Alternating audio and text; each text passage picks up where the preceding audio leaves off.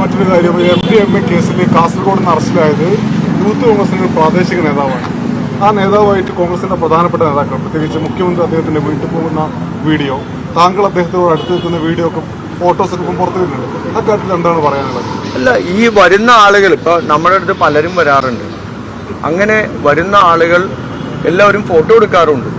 അവരൊക്കെ ഏതെങ്കിലും കേസിൽ പ്രതിയായാൽ നമുക്ക് പറയാം, ഞാൻ ഈ ആളുകളൊന്നും അറിയില്ല, ഈ പറയുന്ന വ്യക്തിയെ യൂത്ത് കോൺഗ്രസിന്റെ ഞാനിതുവരെയുള്ള ഇടങ്ങളിലൊന്നും കണ്ടിട്ടില്ല. എവിടെയെങ്കിലും വെച്ച് ഒരു പടം എടുത്തതിന്റെ പേരിൽ അവരൊക്കെ യൂത്ത് കോൺഗ്രസിന്റെ ഭാരവാഹികളാണ് എന്ന് പറഞ്ഞാൽ നമുക്കത് അംഗീകരിക്കാൻ പറ്റത്തില്ല. യൂത്ത് കോൺഗ്രസിന്റെ ഭാരവാഹികൾ, എല്ലാ തലങ്ങളിലുള്ള ഭാരവാഹികളുണ്ട്. അവരാരും ഇത്തരത്തിലുള്ള പ്രവൃത്തിയൊന്നും നടത്തുന്ന ആളുകളല്ല. വളരെ കൃത്യമായി ഞങ്ങളൊക്കെ യൂത്ത് കോൺഗ്രസിലൂടെയും KSUവിലൂടെയും വന്ന ആളുകളല്ലേ. അതുമാത്രമല്ല, ഈ കാലഘട്ടത്തിലെ യൂത്ത് കോൺഗ്രസിന്റെയും KSUവിന്റെയും എല്ലാവരെയും ആളുകളെ ഞങ്ങൾക്ക് അറിയാവുന്ന ആളുകളാണ്. പക്ഷെ ഇവരൊന്നും ഒരു ഉത്തരവാദിത്തപ്പെട്ട ചുമതലയില്ലാത്ത ആളുകളാണ്. വലിയ ജില്ലാ യൂത്ത് കോൺഗ്രസ് അധ്യക്ഷൻ പുറത്താക്കിയിട്ടുണ്ട്, വാർത്താക്കുറിപ്പുണ്ട്. എനിക്കറിയില്ല ഏത് യൂണിറ്റിന്റെ ആണെന്നുള്ളത്. മണ്ഡലം കമ്മിറ്റികൾ വരെയുള്ള കമ്മിറ്റികളുണ്ട്. മണ്ഡലം കമ്മിറ്റികൾ വരെയുള്ള കമ്മിറ്റികളുണ്ട്. ആ കമ്മിറ്റികളൊക്കെ വളരെ സജീവമായി പ്രവർത്തിക്കുന്നതാണ്.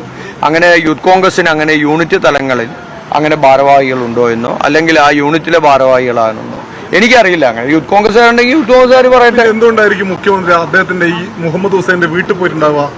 എവിടെ? ഈ മുഹമ്മദ് ഹുസൈന്റെ അറസ്റ്റിലായ ആളുടെ വീട്ടിൽ കുറച്ച് മാസങ്ങൾക്ക് മുമ്പ് ഇപ്പോഴത്തെ മുഖ്യമന്ത്രി VD സതീശൻ പോയിട്ടുണ്ട്. അതിന്റെ വീഡിയോ ഇയാള് സമൂഹ മാധ്യമങ്ങളിൽ പോസ്റ്റ് ചെയ്തിട്ടുണ്ട്. ഈ മുഹമ്മദ് ഹുസൈൻ സ്വാഭാവികമായും നമുക്കറിയാം, ഒരു പ്രദേശത്ത് ഏതെങ്കിലും ഒരു പരിപാടിക്കോ കാര്യങ്ങൾക്കോ ചെല്ലുമ്പോൾ ഏതെങ്കിലും വീടുകളിലൊക്കെ കയറിയിട്ടുണ്ടാകും. അത് ഇന്ന നേതാക്കന്മാരുടെ വീടുകളിലാണോ അല്ലെങ്കിൽ ഇന്ന ആളുകളുടെ വീട്ടിലാണോ എന്നുള്ളത് നമുക്ക് അറിയാൻ സാധിക്കും. നമ്മൾ തന്നെ എത്ര സ്ഥലത്ത് എത്ര ആളുകളുടെ വീടുകളിൽ പോകുന്നു. ഏതെങ്കിലും ഒരു പരിപാടിക്ക് പോയാൽ തൊട്ടടുത്ത വീട്ടിൽ കയറണമെന്ന ആ പ്രദേശത്ത് ആരെങ്കിലും ഒക്കെ പറഞ്ഞാൽ നമ്മൾ അവിടെ കയറി ഒരു ചായ കുടിക്കുക അല്ലെങ്കിൽ വർത്താനം പറഞ്ഞിട്ട് നമ്മൾ പോരും. നമ്മൾ എത്ര വീടുകളിൽ പോകുന്നു. എല്ലാവരും ഫോട്ടോ എടുക്കും, വീഡിയോ എടുക്കും. ഇതെല്ലാം സോഷ്യൽ മീഡിയയിൽ, സാമൂഹ്യ മാധ്യമങ്ങളിൽ എല്ലാം അവർ പോസ്റ്റ് ചെയ്യുകയും ചെയ്യും. പിന്നീട് അവർ ഏതെങ്കിലും കേസിൽ പ്രതിയായാൽ ഇവരൊക്കെ ആ പറയുന്ന ഉത്തരവാദിത്തപ്പെട്ട ആളുകളോ ഞാൻ ഉൾപ്പെടെയുള്ള നേതാക്കന്മാരോ ഇതിന്റെ പിന്നിലുണ്ട് എന്നൊക്കെ എങ്ങനെ നമുക്ക് പ്രൂവ് ചെയ്യാൻ പറ്റുക? എല്ലാവരും, നിങ്ങൾ ഉൾപ്പെടെ, നിങ്ങൾ മാധ്യമപ്രവർത്തകർ ഉൾപ്പെടെ ഇപ്പൊ ആർക്കെങ്കിലും കൈ കൊടുത്ത് നിങ്ങളുടെ ഏതെങ്കിലും സുഹൃത്തുക്കൾ, ആരെങ്കിലും പരിചയക്കാർ, നിങ്ങൾക്ക് ബന്ധമില്ലാത്ത ആളുകളാണെങ്കിൽ പോലും വന്ന് നിന്ന് പടം എടുത്ത് വീഡിയോ എടുത്താൽ നിങ്ങൾ ആരെയാണ് നിരുത്സാഹപ്പെടുത്തി വിടുക? ഒരാളെയും നിരുത്സാഹപ്പെടുത്തി വിടില്ലല്ലോ. നമ്മൾ ആരും നിരുത്സാഹപ്പെടുത്തി വിടില്ല. പക്ഷെ ആര് കുറ്റം ചെയ്താലും കർശനമായ നടപടി സ്വീകരിക്കുക സർക്കാർ. ആര് കുറ്റം ചെയ്താലും, അത് രാഷ്ട്രീയമുള്ളവനും രാഷ്ട്രീയമില്ലാത്ത ആളുകളാണെങ്കിലും ആർക്കെതിരെയും കർശനമായ നടപടികൾ. ഇപ്പോൾ നമ്മൾ എല്ലാവരും ഈ ഓപ്പറേഷൻ തൂഫാനുമായി ബന്ധപ്പെട്ടുള്ള വലിയ ക്യാമ്പയിനിങ്ങിലാണ്.